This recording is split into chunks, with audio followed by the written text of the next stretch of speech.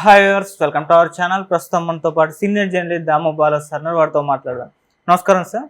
Sir, భారీ expectations తో ఇవాళ కల్కి మూవీ రిలీజ్ అవ్వడం మనం చూస్తున్నాం సార్. మరి ఈ ఎక్స్పెక్టేషన్స్ ని రీచ్ అవ్వడంలో ఈ మూవీ సక్సెస్ అయిందా లేదా, మీ రివ్యూ ఏంటి సార్ ఈ సినిమా పైన? కల్కి 2898 ఏడి అంటే మన ఇప్పటి నుంచి 874 ఏళ్ల తర్వాత దీనికి ఆ పేరు పెట్టారు. సో ఇందులో కాస్టింగ్ విషయానికి వస్తే మనకందరికి తెలుసు, ప్రభాసు, అమితాబ్ బచ్చన్, కమల్ హాసన్, దీపికా పదుకొనే, దిశా పటాని, తర్వాత రాజేంద్ర ప్రసాద్, శోభన, పశుపతి, మాలవికయ్యర్, ఇంకా క్యామియో రోల్స్ బ్రహ్మానందం, రాజమౌళి, దుల్కర్ సల్మాన్, విజయ్ దేవరకొండ, ఇలాగా చాలామంది క్యామియో రోల్స్ ఉన్నారు. ఇక టెక్నికల్ విషయానికి వస్తే వైజయంతి మూవీస్ ప్రెస్టేజ్గా తీసుకుని దీన్ని చేసింది. వాళ్ళ అమ్మాయిలు ప్రియాంక దత్ కానీ స్వప్న దత్తు వాళ్ళు దీనికి ప్రొడ్యూసర్స్గా వ్యవహరించారు. ఇక మ్యూజిక్ వచ్చి సంతోష్ నారాయణ్, తమిళ్ కబాలి ఇలాంటి సినిమాలకు చేసిన మ్యూజిక్ డైరెక్టర్. ఇక కెమెరామెన్ జోర్జే స్టోజిల్ జోవిచ్ అతని పేరు. అతను కొన్ని షార్ట్ ఫిల్మ్స్ అవి చేశాడు హాలీవుడ్లో, తనని తీసుకున్నారు.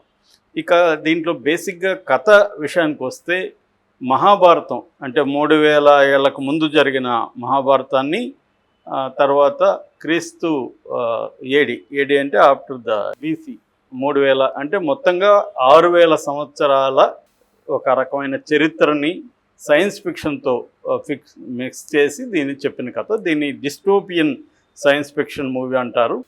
సో అంటే ఫ్యూచర్లో ఎక్కడో జరిగిన దాన్ని ఇది ఒక విచిత్రమైన కాంబినేషన్ అని చెప్పచ్చు. అంటే ఒక 6000 సంవత్సరాలు తీసుకొని చేశారు. ఇది భారతంతో స్టార్ట్ అవుతుంది. భారతంలో మనకు తెలుసు, చివరిలో అశ్వత్థామ అభిమన్యుడి భార్యను ఉత్తర కడుపులో ఉన్న పిల్లల్ని అతను చంపేస్తాడు.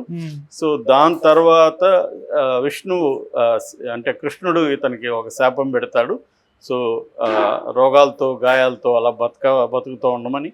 సో అక్కడి నుంచి స్టార్ట్ అవుతుంది. బేసిక్గా కథ ఏంటంటే, సింపుల్గా చెప్పాలంటే, ఇది 2898 కాబట్టి అక్కడ ఆ టైంకి వచ్చేసరికి భూగోళం అంతా, భూప్రపంచం అంతా కూడా నాశనం అయిపోయి ఉంటుంది. సో కాశీ 3 నగరాలను తీసుకున్నాడు, కాశీ, శంబాల, కాంప్లెక్స్ అనేసి. సో కాశీ అంతా కూడా అక్కడ నది ఎండిపోతుంది, గంగా నది, మొత్తం ప్రజలంతా ఇదైపోతారు.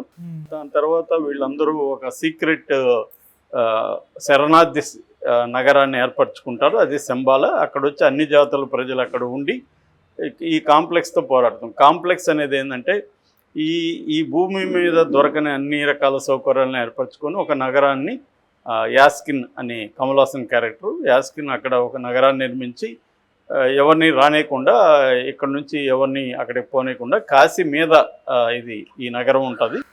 సో ఇప్పుడు ఏంటంటే, ప్రజలకు ఈ నగరానికి వెళ్ళడానికి ప్రతి ఒక్కరు ట్రై చేస్తుంటే వాళ్ళు రానేయకుండా ఒక సైన్యం అదంతా సెటప్ ఉంటుంది. సో అల్ట్రా మోడర్న్ ఇవన్నీ వ్యవహారాలు ఉంటాయి, వాళ్ళు అడ్డుకుంటుంటారు. సో ఈ క్రమంలో కల్కి పుట్టి మళ్ళీ ఈ కలియుగాన్ని అంతం చేసి మళ్ళీ కృతయుగం, త్రేత, ద్వాపర, కలి, ఈ సీక్వెన్స్ 4 యుగాలు మళ్ళీ సైకిల్ పోతుంది. కలిని అంతం చేసి మళ్ళీ కృతయుగంలోకి తీసుకెళ్ళాలి. సో కల్కి అనే ఒక 10th ఇదనమాట అవతారం, విష్ణు యొక్క 10వ అవతారం కల్కి రాబోతున్నాడు అనేది. సో కల్కి ఎలా రక్షించాలి? ఇప్పుడు కల్కిని ఒక కడుపులో ఎవరు, సుమతి అనే ఆమె కడుపులో ఉంటారు. సుమతి వచ్చి దీపికా పదుకొని. సో ఈ కల్కి వస్తున్నాడనే విషయం కమల్ హాసన్ క్యారెక్టర్ యాస్కిన్కి తెలుస్తుంది. సో ఆ సుప్రీం యాస్కిన్ ఏం చేస్తాడంటే, కల్కిని చంపడానికి ఆమెను పట్టుకొని రావడానికి కొంతమందిని పంపిస్తారు. వీళ్ళు ఇక్కడ శంబాలలో ఉండే ఈ అశ్వత్థామ ప్రధానంగా ఆమెను శంబాలాకి తీసుకొచ్చి ఇక్కడ ప్రొటెక్షన్ ఇస్తాడు. సో ఎందుకంటే అశ్వత్థామ రోల్ ఏంటంటే, కల్కిని సేవ్ చేసి కల్కి వచ్చే విధంగా చూసుకొని కల్కి ద్వారా ఈ ప్రపంచాన్ని మార్చడం అనేది అశ్వత్థామకు ఉండే టాస్క్. సో కల్కిని తను రక్షిస్తుంటాడు. అయితే ఇక్కడ Prabhas role important. Prabhas role ఏంటంటే, అతను ఒక బౌంటీ హంటర్ అంటారు. బౌంటీ హంటర్ అంటే ఆల్రెడీ ప్రభాస్ ఇట్టాడిది మన పూరి జగన్నాథ్ సినిమాలో చేశాడు బౌంటీ హంటర్గా. బౌంటీ హంటర్ అనేది కాన్సెప్ట్ ఎక్కువగా హాలీవుడ్లో ఉంటుంది. అంటే ఎవరైనా చట్టం నుంచి తప్పించుకుంటే ప్రైవేట్గా బౌంటీ హంటర్స్ ఉంటారు, వీళ్ళు వెళ్ళి వాళ్ళని పట్టుకొని వచ్చి చట్టానికి డెడ్ ఆర్ అలైవ్ ఇస్తే వీళ్ళకి డబ్బులు ఇస్తారు. అటువంటి ఒక బౌంటీ హంటర్ క్యారెక్టర్ ఇతను గోల్ ఏంటంటే ఈ కాంప్లెక్స్లోకి వెళ్ళి సెటిల్ అయిపోదామని. అక్కడ అన్ని సౌకర్యాలు ఉంటాయి. అయితే దానికి 1 మిలియన్ యూనిట్స్ కావాలి. సో ఇప్పుడు ఏం చేస్తారంటే ఈ కాంప్లెక్స్లో ఉన్న సైన్యం ఏదైతే ఉంటారో దాని కమాండర్ ఎవరైతే ఉంటారో ఆ కమాండర్ ప్రభాస్కి ఒక ఆఫర్ ఇస్తాడు. నువ్వు కానీ ఆ సుమతిని కానీ పట్టుకురాగలిగితే నీకు మేము 1 మిలియన్ ఇస్తాము, నువ్వు కాంప్లెక్స్లోకి రావచ్చని. సో ఇప్పుడు ప్రభాస్ వెళ్ళి ఆ సుమతిని పట్టుకురావడానికి ట్రై చేస్తే అశ్వత్థామ దాన్ని అడ్డుకుంటాడు. సో వీళ్ళిద్దరి మధ్య ఫైట్ వ్యవహారం ఉంటుంది. సో ఇది బేసిక్గా. సో ఫైనల్గా ప్రభాస్లో ఏమైనా ట్రాన్స్ఫర్మేషన్ వచ్చిందా, ప్రభాస్కి భారతానికి సంబంధం ఉందా, సో ప్రభాస్ క్యారెక్టర్ ఎలా బిహేవ్ చేస్తుంది, దాని తర్వాత యాస్కిన్తో ఎలాంటి ఫైట్ ఉంటుంది, ఈ కలియుగం అంతమైందా లేదా, ఇవన్నీ మనం నెక్స్ట్ సినిమాలో చూడాలి. ఇది బేసిక్గా అయితే కథ. ఇది సింపుల్గా చెప్పుకోవాలంటే సింపుల్ స్టోరీ. అంటే దీన్ని కాంప్లెక్స్గా ఉంటుంది కానీ బేసిక్గా సింపుల్. అంటే మనకి ప్రెమైజ్ అంటాం కదా, ఈ ప్రెమైజ్ అర్థమైతే మూడు నగరాలు, ఒకటి సిజిల్ నగరం, ఒకటి శరణార్థి నగరం, మూడొచ్చి అడ్వాన్స్డ్ నగరం. ఈ అడ్వాన్స్డ్ నగరం వాళ్ళు విలన్లాగా మిగతా ప్రజల్ని అడ్డుకుంటుంటే వీళ్ళు ఎలా అక్కడికి వెళ్ళాలనుకున్నారు, కల్కిని కాపాడుకోవడం అనేది వీళ్ళ కర్తవ్యం, కల్కిని నాశనం చేయాలనేది కమల్ హాసన్ క్యారెక్టర్ ధ్యేయం. ఈ మధ్యలో ఏం జరిగిందనేది బేసిక్గా స్టోరీ. ఓకే. అయితే ఇది 3 గంటలు తీసుకున్నారు. స్క్రీన్ ప్లే పరంగా చూసుకున్నప్పుడు మనకి ఫస్ట్ హాఫ్లంతా కూడా ఎక్కువగా క్యారెక్టర్ ఇంట్రడక్షన్స్, ప్లాట్, కథని అర్థం చేయించడానికి ప్రయత్నించడం, ఈ క్యామియో రోల్స్ వస్తూ ఉండడం, ఈ సెటప్ అంతా ఫస్ట్ హాఫ్లో ఉంటుంది. అందుకని ఫస్ట్ హాఫ్లో అక్కడక్కడ ఫన్ వర్కౌట్ అయింది, బట్ చాలా స్లోగా ఉంటుంది, మనకి కన్ఫ్యూజ్గా ఉంటుంది. ఎందుకంటే 4-5 పాయింట్లలో అటు ఇటు జంపింగ్ ఉంటుంది స్క్రీన్ ప్లే, ఒక లీనియర్గా వెళ్ళదు. అందువల్ల ఏం జరుగుతుందరా ఇదని ఒక్కొక్కసారి జుట్టుబుక్కిన కైండ్ ఆఫ్ మూమెంట్స్ ఉంటాయి, ఒక్కోసారి ఆవులింతలు వచ్చే పరిస్థితి ఉంటుంది. అక్కడక్కడ క్యామియోస్ వచ్చి కొంత ఫన్ జనరేట్ చేశారు. వాళ్ళు వచ్చి ఇంట్రడక్టరీ వాళ్ళు వచ్చినప్పుడు మాత్రం ఇంట్రెస్టింగ్ ఉంది. అట్లాగే ప్రభాస్ ఇంట్రడక్షన్ కూడా చాలా బాగుంది.